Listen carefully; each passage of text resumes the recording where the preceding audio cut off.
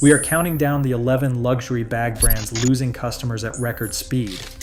From price tags doubling in just a decade to once iconic labels now crushed by outlet discounts or logo fatigue, some of fashion's biggest names are scrambling to stay relevant. Which brands are quietly slipping and which are suffering catastrophic backlash?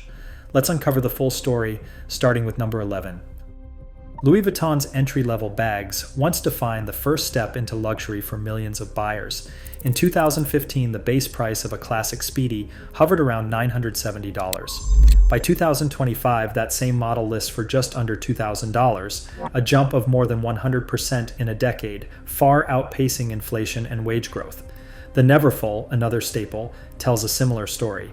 These relentless price hikes have not come with obvious improvements. Instead, longtime customers now complain about canvas cracking, glazing issues, and hardware that does not hold up like it used to. On resale sites, the impact is clear. Entry-level Louis Vuitton canvas bags now retain only about 72% of their retail price, with supply flooding the market as more owners decide to sell. LVMH's fashion and leather goods division, which includes Louis Vuitton, reported an 8% sales decline in a recent quarter, evidence that even the world's most recognizable luxury label is not immune. The aspirational base that once fueled Louis Vuitton's growth is quietly slipping away, as buyers question whether the value still matches the price. Michael Kors once promised attainable luxury, but the outlet strategy rewrote the rules. By 2016, the brand operated over 200 outlet stores in the US alone, flooding malls and discount centers with bags at permanent markdowns. Capri Holdings' own filings show that by 2024, more than half of Michael Kors handbag sales ran through discount channels, with analysts estimating the figure as high as 63%. Full-price retail now accounts for less than 40% of handbag revenue. This shift trains shoppers to expect deals, not desire. On the resale market, the consequences are clear. Platforms like Rebag and The RealReal report that Michael Kors bags now retain only about 35% of their original price, far below peers like Prada or Gucci. A $500 Jet Set tote often fetches just $150 in like-new condition. Even as Capri announces plans to shrink the outlet footprint, years of overexposure have hollowed out the brand's prestige. The result is that Michael Kors is stuck between true luxury and the mass market, with customers and value drifting elsewhere. Coach's battle to reclaim its luxury credentials has played out in the numbers. At the height of its outlet expansion, more than half of Coach's handbag sales came from discount stores, training shoppers to expect markdowns instead of exclusivity. As of 2025, outlet share has dropped to 48%, a notable improvement from the 58% peak, but still nearly half the business. Tapestry's latest earnings point to some progress. Premium line handbags saw an 18% year-over-year increase in full-price sell-through, a sign that certain customers are returning for higher-end designs. Yet the outlet legacy lingers. Perception polls continue to rank Coach below traditional luxury peers, and resale platforms show that while value retention has stabilized, it remains well behind the likes of Prada or Gucci. The company's efforts, elevated branding, limited edition drops, and tighter distribution have slowed the slide, but the climb back to true desirability is gradual. For now, Coach sits in recovery mode, healthier than some rivals, but still shadowed by its discount past. Fendi's reputation has long rested on two pillars, the baguette and the peekaboo. These icons, born of late 1990s and early 2000s nostalgia, still dominate conversations about the brand. In recent years, about 57% of Fendi bag mentions online circle back to these two models, a testament to their enduring image, but also a warning sign of creative inertia. New launches have struggled to find their footing. The 2023 Sunshine tote, for example, managed to retain just 58% of its original retail price after 1 year, a figure that lags far behind the industry's value-holding leaders. Resale analysts point to heavy first-owner depreciation on most Fendi bags, with only select baguette editions bucking the trend. While anniversary reissues and celebrity endorsements keep the classics in circulation, the absence of a breakout new hit leaves Fendi exposed. In a market hungry for innovation and shifting toward subtler luxury, leaning on old favorites is starting to feel less like strategy and more like standing still. The numbers suggest nostalgia alone cannot carry a brand forever. Burberry's struggle to define itself has become a cautionary tale in luxury. Over the past decade, the brand has cycled through creative directors and marketing strategies at a pace that leaves even loyal fans uncertain. One year, Burberry leans into its British heritage, reviving classic check patterns and vintage trench silhouettes. The next year, it pivots to bold streetwear, then attempts a quiet luxury reset. This constant repositioning has eroded trust, making it hard for shoppers to know what Burberry actually stands for. The impact shows up in the numbers. Burberry's fiscal year 2024 revenue fell 19%, one of the steepest drops among major luxury players. On the resale market, the fallout is even starker. The typical Burberry handbag now sells for just 47% of its original retail price, compared to a 62% average for direct competitors. Analysts point to a lack of enduring bag icons beyond the trench coat narrative and say the brand's creative whiplash has weakened its ability to command premium prices. Attempts to re-anchor in British luxury and reduce markdowns have yet to deliver a turnaround. For buyers, Burberry's shifting identity means hesitation, not excitement. That is a costly problem in a market where clarity and consistency drive both desire and value. Prada's reputation as a heritage powerhouse hasn't guaranteed it a place in the hearts or wallets of younger luxury buyers. Since 2019, the price of select Prada bags has soared by 111%, outpacing even the steep hikes seen at rivals.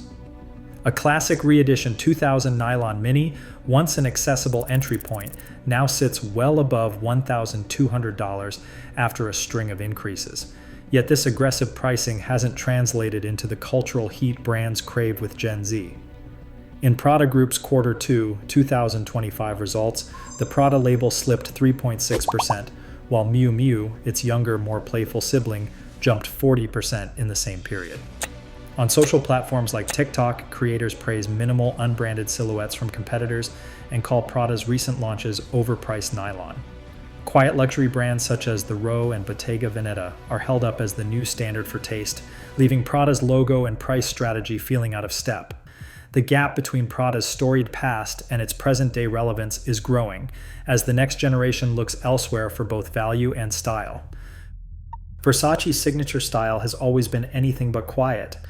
Medusa hardware, Baroque prints, and bold gold branding have long defined the house's identity. But in 2024, that very aesthetic ran headlong into a market obsessed with subtlety.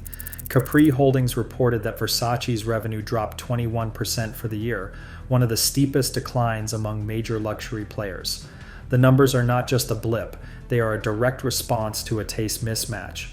On resale platforms, the Medusa bag, once a status symbol, now holds just 42% of its original price, according to the latest Rebag Claire report. That is less than half the value retention of quieter competitors like Bottega Veneta. Social listening tools including Brandwatch track a steady rise in negative sentiment around Versace's logos, with TikTok and Instagram creators increasingly poking fun at the brand's maximalism. The fallout goes beyond resale. Repeat customer rates have quietly slipped, and foot traffic in key boutiques has thinned as buyers chase what they call stealth wealth.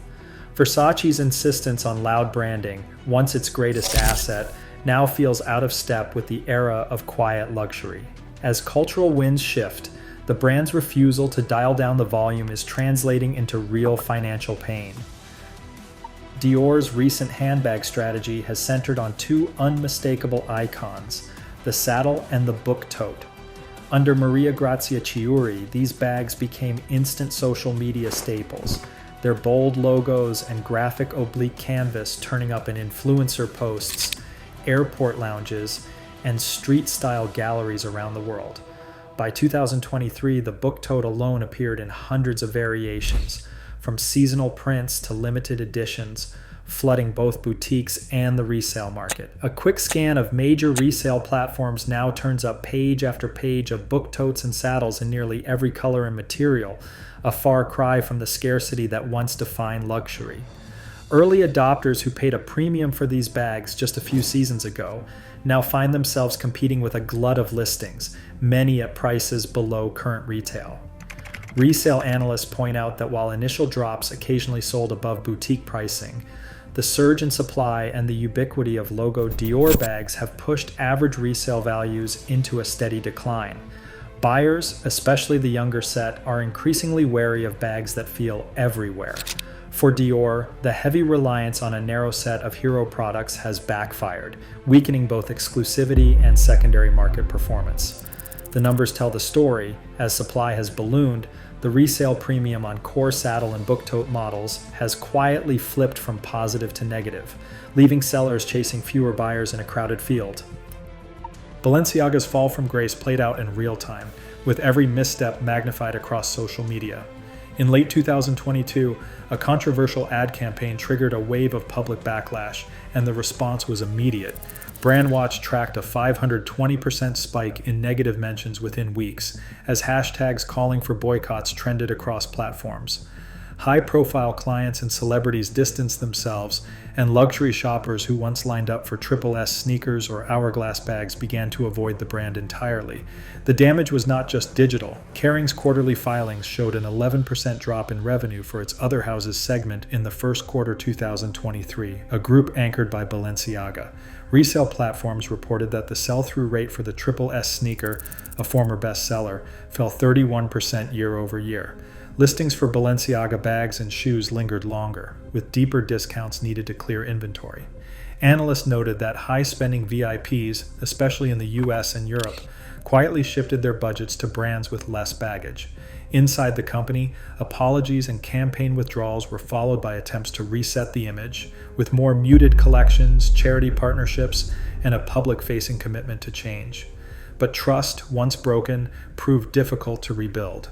The scandal did not just dent sales, it raised questions about the long-term value of owning a Balenciaga bag. In the luxury world, reputation is currency. For Balenciaga, the cost of controversy was measured in lost customers, falling resale values, and a brand name that suddenly felt radioactive. Gucci's logo splashed boom has turned into a cautionary tale of trend burnout. From 2015 through the pandemic years, the double G monogram and maximalist designs were everywhere, on belts, bags, and social feeds. But the appetite for these instantly recognizable pieces has faded fast.